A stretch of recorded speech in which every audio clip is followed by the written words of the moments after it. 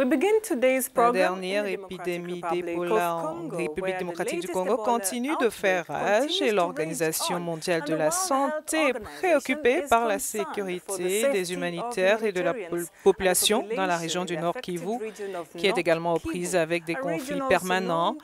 Le directeur général de l'OMS, le Dr Tedros Adhanom Ghebreyesus, s'est rendu samedi dans la région de Mangina. Il a déclaré que toutes les personnes impliquées dans la riposte doivent pouvoir se déplacer librement et en toute sécurité pour faire le travail nécessaire afin de contrôler l'épidémie. Sans un accès libre et sécurisé, l'OMS estime qu'elle ne peut pas lutter correctement contre la maladie. Le conflit actif dans la région du Nord Kivu est un obstacle majeur à leur travail.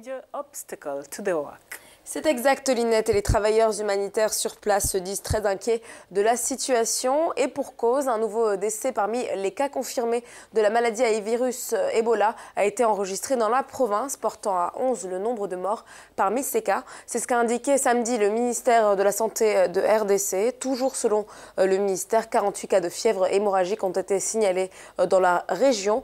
Présente à Beni également la directrice de la région Afrique de l'Organisation mondiale de la santé, Matshidiso Moeti. Elle s'est exprimée sur l'avancement des soins dans le camp de traitement de l'organisation. On l'écoute. Nous avons visité ici un centre de traitement. C'est en fait l'épicentre de l'épidémie, ce qui explique pourquoi il y a eu de nombreux cas. Ils sont en train de mettre en place un établissement capable de séparer, de trier les suspects, les cas probables, les cas confirmés, ceux qui sont en convalescence, ceux qui sont rétablis et dont la santé s'améliore et qui travaillent beaucoup avec la communauté locale ici. Concernant la campagne de vaccination contre la fièvre Ebola, la directrice a indiqué que toutes les parties impliquées sont à pied d'œuvre.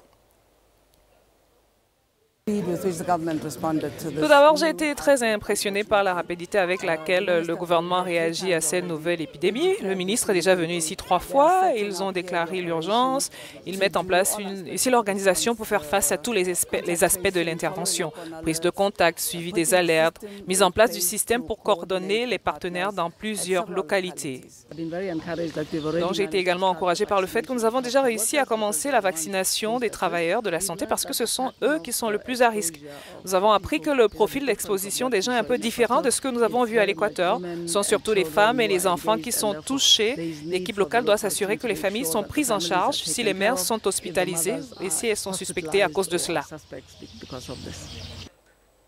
Enfin, Matshidiso Moeti s'est voulu optimiste quant aux défis rencontrés par le personnel de santé et les communautés locales sur place. Écoutez. C'est un endroit où il y a d'énormes défis en ce qui concerne la sécurité. Il est donc nécessaire de travailler selon le contexte dans lequel les collègues de l'ONU le font et aussi de travailler avec la communauté locale